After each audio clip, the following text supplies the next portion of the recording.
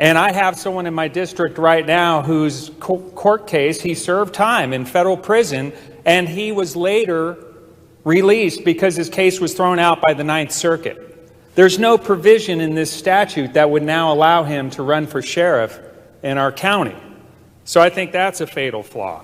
What if he's been pardoned? What if his rights have been restored to him? Now he's no longer eligible to participate. Now I'll give you another scenario.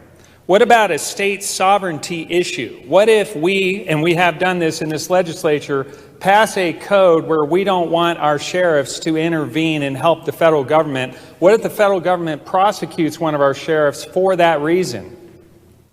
And he gets convicted in federal court, but he's doing exactly what we asked him to do, and now we're saying he's not eligible to be in the position of sheriff any longer, even though he was following Idaho code on a state sovereignty issue. So for these and a number of other reasons that I can come up with, but I won't further because I think I've made my point, I think this is a fatally flawed bill with the language as written, so I stand in opposition to this Senate bill. Thank you. Mr. President, Senator Anthony. I ask unanimous consent that Senate Bill 1082 be returned to the Senate State Affairs Committee. May I explain?